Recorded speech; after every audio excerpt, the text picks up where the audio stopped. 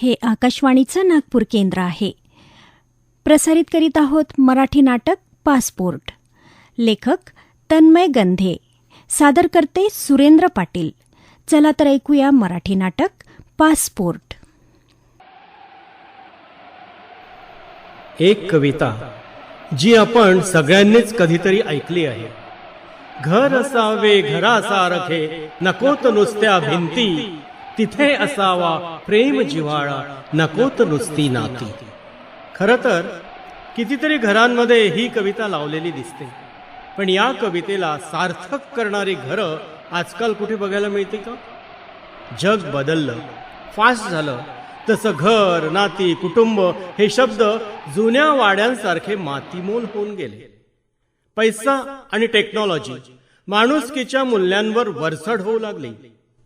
त्याचीच ही गोष्ट आहे अनुराधा मुजुमदार आणि तिच्या गोजीरवाण्या घराची.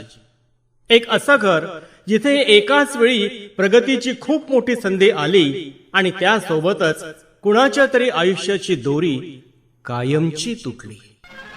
जिंदगी एक सफर है सुहाना, यहाँ कल क्या हो किसने जाना.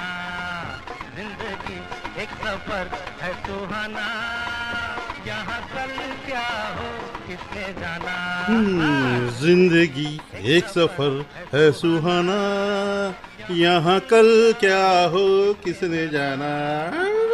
अरे वा, मिस्टर आदित्य मुजुमदार, आज दिवस फारच चांगला गेलेला दिसतोय. वाज डे डार्लिंग. चला, चांगलाय. ओ शिट, आता काय झालं? उद्या सकाळी मीटिंग आहे, त्याची फाईल अजून पाठवली नाही. त्या लोकांच्या अशा कामामुळे ना मी एक दिवस तोंडावर पडणार आहे. अरे, केवढं लहरी काम आहे तुमचं. लगेच एवढ्या टोकाचा विचार का करताय? मस्त गरमागरम कॉफी करून देऊ का तुम्हाला? आता केलीच असेल तर दे. नाही, केली होती पण आत्ताच संपली आहे. मगाशी वैदेहीला दिली होती. प्रवास झाला ना, त्यामुळे तिचं जरा डोकं दुखत होतं. आज तिचं डोकं दुखत आहे, उद्या तिच्यामुळे आपलं नको दुखायला म्हणजे मिळवलं. अहो, काय बोलताय तुम्ही? आता घरात आलीये ना ती? आली नाहीये, तू आणलंस तिला. मी नाहीच म्हणत होतो. असं कसं म्हणू शकता तुम्ही? ती माझी सख्खी लहान बहीण आहे. शिवाय तिच्या पदरात 7 वर्षांची लहान मुलगी आहे. तिचा नवरा धडधाकट होता, कधी व्यसन केलं नाही, आजार पण आलं नाही, तरी एकाएकी हार्ट अटॅकने गेला. सकाळी ऑफिसला जातो असं सांगून निघालेल्या नवऱ्याचं रात्री जेव्हा प्रेतच घरी येतं, तेव्हा तो धक्का पचवणं सोपं वाटतं तुम्हाला? राधा, हे बघ, मला तसं काहीही म्हणायचं नाहीये. माझं काय वैदेहीची वैर आहे का? मलाही तिची काळजी आहेच. पण नवरा जाऊन महिना होत नाही तर तू तिला स्वतःच्या घरातून बाहेर काढलंस आणि इथं आपल्या घरी आणलंस. तिचे सासू सासरे होते ना तिच्याजवळ, मग तिला आपल्या घरी आणायची काय गरज होती? काय गरज होती म्हणजे? एकदा तिची अवस्था बघा. तिला आता आपल्या आधाराची आणि मायेच्या माणसांची गरज आहे. रबिश. राधा, तू इतकी इमोशनल फूल आहेस ना, टिपिकल इंडियन वुमन. अगं, उघड्या डोळ्यांनी बघ जरा जगाकडे. दर 2 घरानंतर एका घरात तुला हा प्रॉब्लेम दिसेल. म्हणून तू काय प्रत्येक घरातल्या बाईला आपल्या घरात घेऊन येणार आहेस का? थोडा प्रॅक्टिकल विचार करायचा जरा. माणसाने वेळेला माणसासाठी उभं राहावं एवढंच काय ते मला कळतं. आणि वैदू तर माझ्या रक्तानात्याची आहे. तिच्या दुःखात सुद्धा जर मी तिच्या पाठीशी उभी राहू शकत नसेल तर काय उपयोग आहे माझा? तसंही आता माझ्याशिवाय हक्काचं असं कोण उरलंय तिला? कोण कशाला उरायला पाहिजे? ज्याला त्याला आपलं हित बरोबर कळतं. कोणाचंच कोणापासून काहीही अडत नाही. अडत नाही म्हणून आधारच द्यायचा नाही का? मी तुझ्यासोबत आहे असा विश्वासच दाखवायचा नाही का? मनातल्या विश्वासावर तर जग चालू आहे. हू केअर्स राधा? असा सगळ्यांच्या मनाचा विचार केला तर आपली प्रगती कधी होणार? माझ्यानंतर 8 लोकांना US टूरची संधी मिळाली होती, पण त्यातून फक्त आपल्याला US ला शिफ्ट होता येणार आहे. ही माणसं, हे दुःख, हे रडकं मध्यमवर्गीय आयुष्य, या सगळ्यांपासून दूर जाऊन एक लक्झरियस लाईफ जगायला मिळणार आहे. त्याचा विचार करायचा सोडून हे काय करतेस तू? बघ, मी आज तुझ्या आणि आदूच्या पासपोर्टसाठी अप्लाय करतोय. हे डन झालं ना की लाईफ चेंज. तू अजून अमेरिकेला गेली नाहीयेस म्हणून तुला कळत नाहीये की ही किती मोठी संधी आहे ते. एकदा गेलो ना अमेरिकेला की मग कळेल मी काय एवढं सांगतोय ते. तुम्ही पहिल्यांदा अमेरिकेला गेलात तेव्हा आपली मुलगी आद्या खूप लहान होती. बाबा अचानक गेले. कोरोना सुरू झाला. इतकं घाईघाईत झालं सगळं की सुधरतच नव्हतं काही. मी एकटी कुठे कुठे पुरणार होते. तेव्हा ना हीच वैदेही आणि हिचा नवरा उभे राहिले होते माझ्या पाठीशी. ते होते म्हणून सगळं निभावता आलं मला.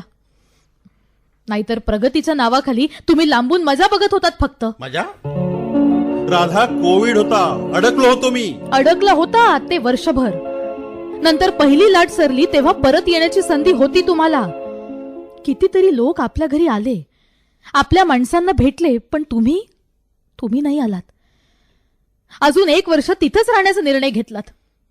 मग काय, काही दिवसांनी दुसरी लाट सुरू झाली आणि पुन्हा तिथे राहायला कारणच झालं तुम्हाला. हे बघ, मी तिथे जास्त काळ राहिलो म्हणून क्लायंटला माझ्या कामाचा अंदाज आला.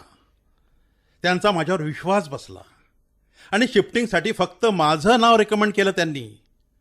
आज अमेरिकेला परमनंटली शिफ्ट करण्यासाठी विजा पासपोर्टचं काम होणं केवढं कठीण आहे. पण माझ्या त्यावेळच्या कामाचा मोबदला म्हणून आपल्याला सहज सगळं मिळतंय. हे नाही दिसत का तुला? सगळं स्पष्ट दिसतंय मला. म्हणूनच तर कोणाचकडे दुर्लक्ष करता येत नाहीये. मला तर वाटतं या वादाला ना काही अर्थच नाहीये. तुला माझ्या मेहनतीची किंमतच नाहीये. अहो, जेव्हा जेव्हा मला अमेरिकेला जायची संधी येते तेव्हा तेव्हा तुला काहीतरी कारण काढून इथंच थांबायचं असतं. पण दुःख संपणार नाहीये राधा, आणि जबाबदाऱ्याही सुटणार नाहीयेत. आपल्या प्रगतीसाठी आपल्यालाच 4 गोष्टी सोडून द्याव्या लागतील. हे का कळत नाहीये तुला? की तुला कळूनच घ्यायचं नाहीये? नाही, तसं असेल तर हरकत नाहीये माझी. तुला जे वाटतं ते कर, पण यावेळी मी तुझा हट्ट चालू देणार नाही. मी तुझ्या आणि आद्याच्या पासपोर्टसाठी अप्लाय करतोय. बघूच कसं जात नाही युएसला ते. अहो ऐका तर. अहो, उगाच डोक्यात राग घालून घेऊ नका. अहो मी काय म्हणते. अहो,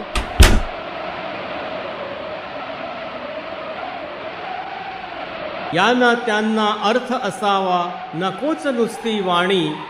सूर जुळावे परस्परांचे, नकोत नुसती गाणी. गाण्यासारखा चालीत सुरू असलेला हा आदित्य अनुराधाचा संसार आता जरा डगमगू लागला होता. अनुराधाच्या मनात असलेली बहिणीवरची माया आदित्यला समजत असली तरी स्वतःच्या प्रगतीचा विचार करणं हीच त्याची वृत्ती सुद्धा होती आणि जबाबदारी सुद्धा. आदित्यच्या बोलण्या वागण्याला काहीतरी अर्थ नक्की होता. तो अनुराधाला नव्या भविष्याची वाट दाखवत होता. कर्तबगार पुरुषाची भूमिका चोख निभावत होता. मात्र अनुराधासाठी ही तितकंसं सोपं नव्हतं. वैदेहीची परिस्थिती दिवसेंदिवस बिघडतच चालली होती. हे असं असतं याचं. सगळीकडे उशीर. दिवसभर काही खाल्लं नसेल. कमाल आहे ना.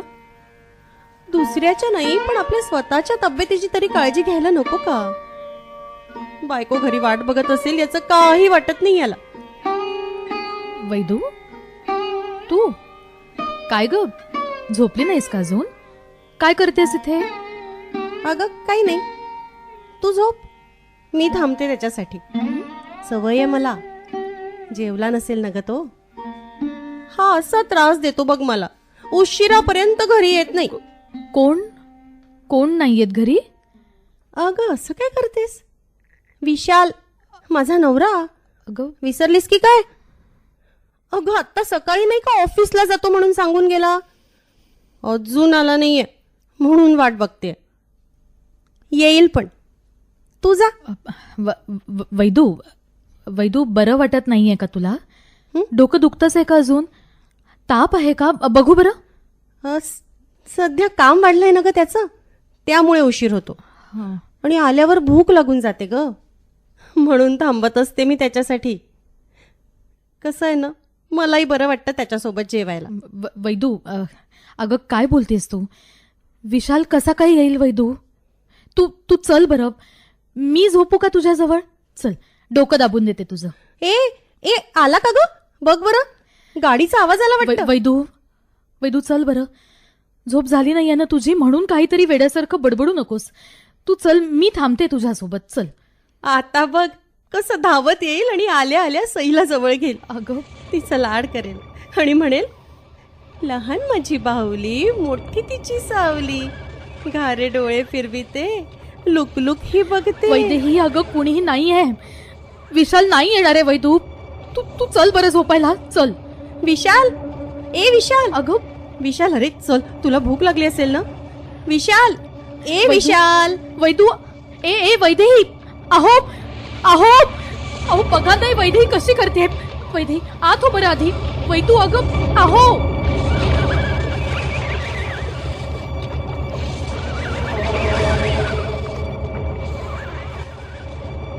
त्या दिवशी रात्री अनुराधा खूप पोटतिडकीने किंचाळली. लागोपाठ बहिणीच्या आणि नवऱ्याच्या नावाने हाका मारत राहिली. त्या दोघांनाही सांभाळण्याच्या प्रयत्नात तिची कसरत सुरू झाली होती. वैदेहीला घरी बोलवण्याच्या निर्णयामध्ये विचारी अनुराधा स्वतःच अडकेल असा विचार तिने स्वप्नातही केला नव्हता. पण आता तिला जेव्हा तिच्या निर्णयाचे परिणाम जाणवू लागले तेव्हा ती स्तब्ध झाली. स्वतःलाच प्रश्न विचारू लागली. प्रत्येक वेळी जेव्हा ती आदित्यसोबत प्रगतीच्या मार्गाने जाण्याचा प्रयत्न करते तेव्हा तिची नाती तिला उंबरठ्यापाशी अडवून ठेवतात. आधी बाबा आणि आता बहीण, दोन्ही वेळी तेच. पण परिस्थितीने खचून जाईल ती अनुराधा कसली. तिच्या हातात अजूनही काही दिवस होते आणि त्या प्रत्येक दिवसाचा ती पुरेपूर वापर करत होती. वैदेहीला दुःखातून सावरत होती तर आदित्यला नात्यांचं महत्त्व शिकवत होती. लहान माझी बाहुली, मोठी तिची सावली, घारे डोळे फिरविते, लुक्क ही बघते. ए वैदू, आपण लहान होतो तेव्हा आपल्याला बाहुल्या किती आवडायच्यात ना. ए तुला आठवतं का ग, ती जुन्या प्रकारची घाऱ्या डोळ्यांची कापडी बाहुली होती बघ आपल्याकडे. किती जपून ठेवायचो आपण. आईने तर तिचे कपडे सुद्धा शिवून दिले होते. आणि तू तर तिला मोत्यांचे दागिने घालून दिले होतेस. अगदी तिचे कान फाटेपर्यंत तिला कानातले घातले होतेस. नंतर स्वतःच बाहुली फाटली म्हणून भोंगा पसरून रडत बसली. कसं असतं ना, लहानपणी बाहुलीचं किती महत्व असतं आपल्याला. आयुष्यात भातुकलीच्या खेळापेक्षा दुसरं काहीच महत्वाचं नसतं. पण एका वयानंतर बाहुलीची आठवणी येत नाही. जसा जसा काळ पुढे जातो तशी बाहुली जाते, भातुकली जाते. आईच्या हातचा शिवलेला फ्रॉक सुद्धा जातो. आपण मोठे होतो तसं कितीतरी गोष्टी निघून जातात. जशा गोष्टी जातात तसेच माणसंही जातात. आता हेच बघ ना, आधी आई गेली, मग बाबा गेले आणि आता विशालही गेला. माझं डोकं दुखतंय, मी जाते झोपायला. किती दिवस पळशील वैदू. विशाल गेलाय. ऐक माझं, तू सांग स्वतःला वैदू. मला नाही ऐकायचं. वैदू, मी जाते. वैदू जाते मी. अगं दिवस सरत होते, मात्र वैदेही काही विशालच्या जाण्याला स्वीकारू शकत नव्हती. तिचं दिवस रात्र एका जागी बसून राहणं, तासनतास एकटक शून्यात बघत राहणं वाढतच चाललं होतं. तिला कुणीतरी हे ठामपणे सांगायला हवं होतं की यातून ती काहीच साध्य करू शकणार नाहीये. गेलेल्या माणसामध्ये अडकून राहिल्याने तिचं जगणं थांबणार नाहीये आणि म्हणूनच अनुराधाने शक्कल लढवली.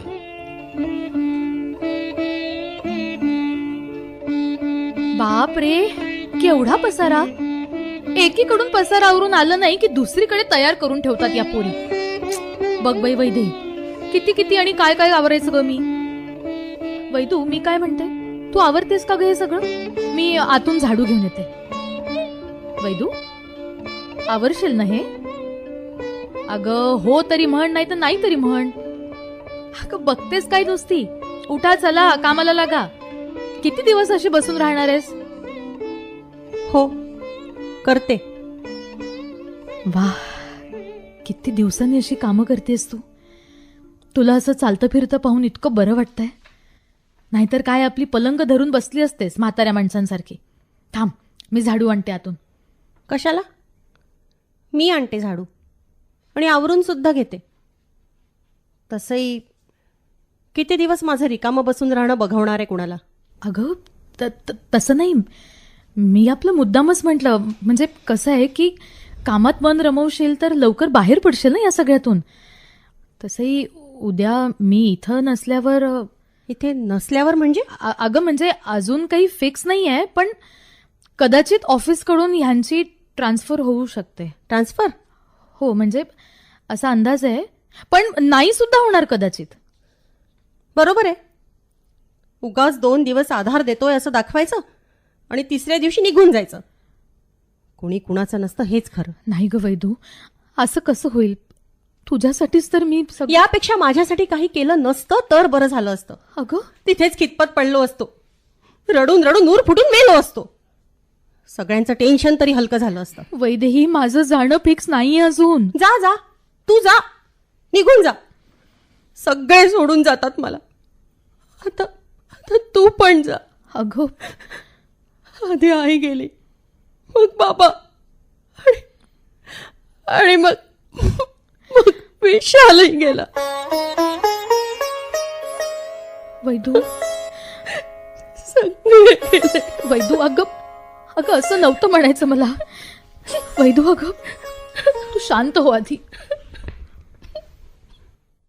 वैदेही शांत झाली नाही. अनुराधाचे प्रयत्न उपयोगाचे ठरले नाहीत. जे काही करायला जाऊ त्याचे उलटेच परिणाम होऊ लागले आणि अनुराधा आणखीन कासावीस झाली. तिची चिडचिड होऊ लागली. पदरी पडणारं अपयश तिला अजून अजून गोंधळात टाकत होतं. मात्र तिच्या एक एक दिवस वाया घालवण्याने पासपोर्टचं काम काही थांबणार नव्हतं. राधा, काय ठरवलंय तू अमेरिकेचं? पासपोर्टचं अप्लिकेशन पेंडिंग आहे अजून. राधा, भिंतीशी बोलतोय का मी? ऐकते मी सगळं. राधा, हवं तर आपण वैदेहीला पैसे पाठवत जाऊ. तुला पाहिजे तर तू सुद्धा जॉब करू शकतेस. पासपोर्ट तयार होऊन मिळायला 2 महिने लागतील अजून. पासपोर्ट पासपोर्ट पासपोर्ट याशिवाय दुसरा विषयच नाहीये का हो आपल्याला? आधूचं भविष्य घडवण्यासाठी पैसा लागणार आहे आपल्याला. पासपोर्ट काढून विजा अप्रुव्हल करून अमेरिकेला गेलो तर आपली पैशाची प्रगती होईल आणि आधूचं भविष्य सुरक्षित होईल. हे कसलं भविष्य आहे जे आधूच्या माणसांना आधूपासून तोडताय? कोण माणसं? काय माणसं? जो घरादारावर तुळशीपत्र ठेवून जगाशी भिडला तोच आजपर्यंत मोठा झालाय. चूक. मोठे झालेल्या माणसांमध्ये घरच्यांची साथ दिलेले सुद्धा पुष्कळ आहेत, पण त्या माणसांबद्दल जाणून घ्यायचा तुमचा स्वभावच नाही. हो, नाहीये माझा स्वभाव तसा. पण म्हणून काय अडलंय आजपर्यंत? अडलं तुमचं नाही, तुमच्या बाबांचं. आयुष्याची शेवटची वर्ष त्या माणसाने डोळ्यात प्राण आणून तुमची वाट बघण्यात घालवली. कधीतरी कोविड संपेल आणि आदित्य अमेरिकेहून बापाला भेटायला येईल अशी आशा होती त्यांना. पण तुम्ही काय केलं? पहिली लाट संपल्यावर परत येण्याची संधी मिळाली तेव्हा हाडामासांच्या माणसांऐवजी कागदाचा तुकडा मोठा मानलात. म्हाताऱ्या बापाच्या सहवासातील 1 वर्ष गमावलं आणि छोट्या लेकीच्या सुद्धा. मी अमेरिकेला गेलो होतो ते एक बाप म्हणून आधूच्या भविष्याची तरतूद करण्यासाठी. त्यामुळे मला माझ्या अनुपस्थितीचं एक्सप्लेनेशन देण्याची गरज वाटत नाही. बाबा जिथे कुठे असतील त्यांना माझं कारण नक्की कळेल. तू स्वतःचं बघ. हो. आता मात्र परिस्थिती हाताबाहेर गेली. वैदेहीला सांभाळताना अनुराधाचा सुखी संसार विवादाच्या कचाट्यात सापडला. एकीकडे आट, दुसरीकडे विहीर अशी तिची परिस्थिती झाली. स्वप्नातही तिला वैदेही आणि आदित्य तिच्यावर बोट उचलताना दिसू लागले. तिला त्यांचे प्रश्न एकामागून एक ऐकू येऊ लागले. त्यांचा प्रत्येक आरोप मनाला भेडसावू लागला. मोठ्या बहिणीचं कर्तव्य निभावताना एक आई म्हणून आधूसाठी काय करतेस तू? आणि एक बहीण म्हणून माझ्यासाठी तरी काय करतेस? मुद्दाम पासपोर्टचं काम टाळतेस तू राधा. उगाच 2 दिवस आधार देतोय असं दाखवायचं आणि तिसऱ्या दिवशी निघून जायचं. तो पासपोर्ट फक्त तुझ्यासाठी कागदाचा तुकडा असेल, पण आधूसाठी ते तिच्या भविष्याचं दार ठरणार आहे. तू स्वतः मला इथे आणलं होतं ना, मग आता माझ्या भविष्यासाठी तरी काय करतेस तू? तुला सांगितलं होतं ना राधा की आपण कष्टाने कमावलेल्या गोष्टींची किंमत आपल्यालाच असते, इतरांना नसते. असं बोलून दाखवण्यापेक्षा माझ्यासाठी काहीतरी केलं असतं ना तर बरं झालं असतं. तुला सांगितलं होतं राधा की हिला घरी आणायची काहीही गरज नाहीये. मी स्वतःहून नाही आले, तूच आणलंस मला. Radha, you are emotional fool, typical Indian woman. तिथेच कितपत पडलो असतो आम्ही आणि रडून ऊर फुटून मेलो असतो. हे सगळं तुझ्यामुळे झालंय राधा. हे सगळं तुझ्यामुळे झालंय ताई, फक्त तुझ्यामुळे.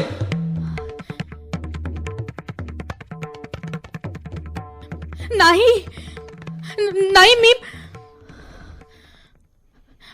वैदेही, आहो ताई राधा, तुम्ही अरे तुम्ही मला माफ करा. मला नाही कळत आहे मी काय करावं ते. मला दिसतंय की माझ्या निर्णयामुळे माझ्या माणसांना त्रास होतोय, पण वैदेही असं मुद्दाम वागत नाही आहे आणि यांचाही प्रश्न करिअर ग्रोथचा आहे.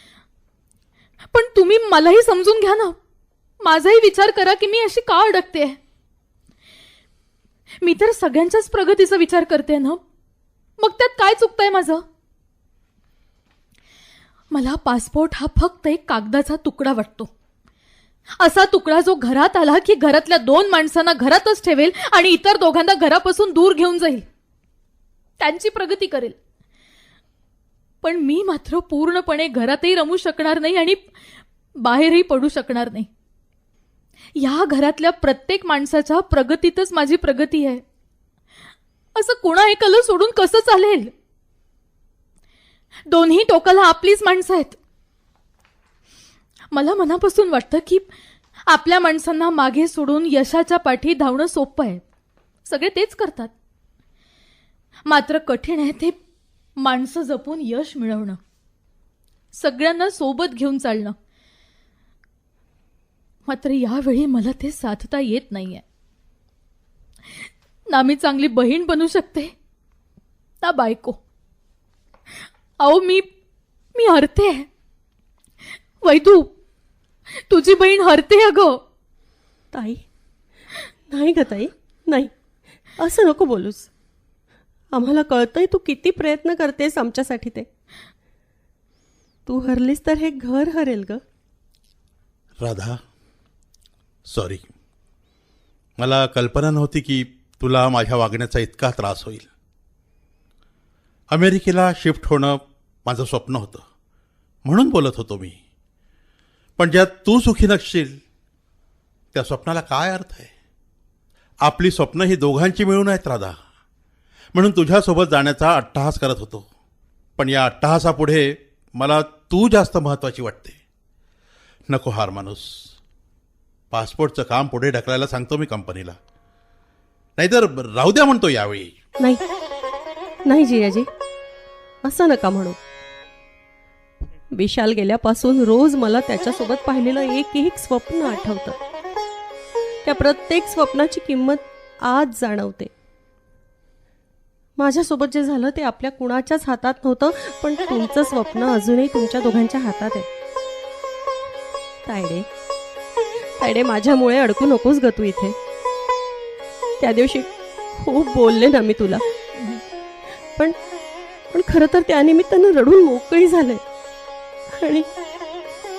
आणि मग समजावलं स्वतःला, इथून पुढे परिस्थितीशी झुंज देत जगायचंय मला. आपल्या लेकीला तिच्या पायावर उभं करायचंय.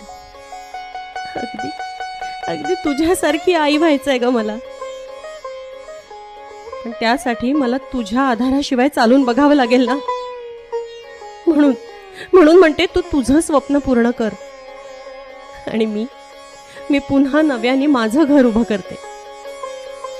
शिवाय वैदू, आम्ही कितीही लांब गेलो तरी तुझ्या कॉन्टॅक्टमध्ये राहूच. तुला कधीच एकटं पडू देणार नाही.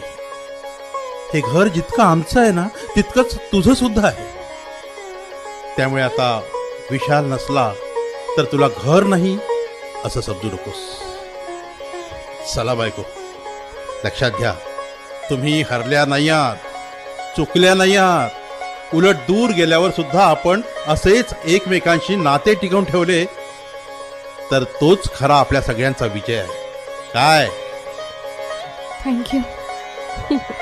अगं ताई, तू नाही, आम्ही थँक्यू.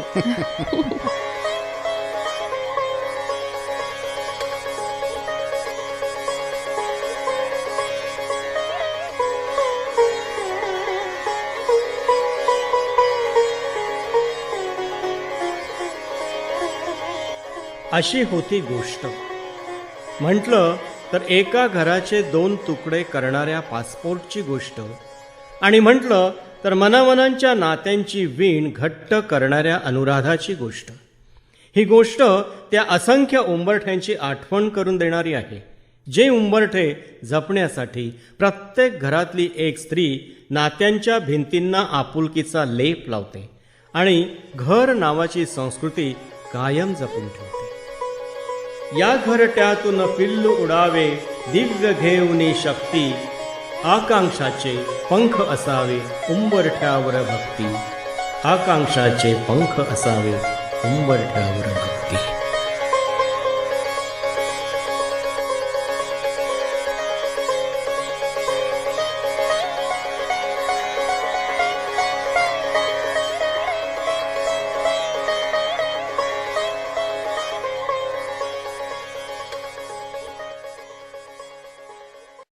श्रोते हो, आपण ऐकत होता मराठी नाटक पासपोर्ट. सहभागी कलाकार होते रमेश लखमापुरे, प्रदीप आदेवार, श्वेता पत्की आणि भाग्यश्री चिटणीस. लेखन होतं तन्मय गंधे यांचं. सादरकर्ते होते सुरेंद्र पाटील. ही आकाशवाणी नागपूर केंद्राची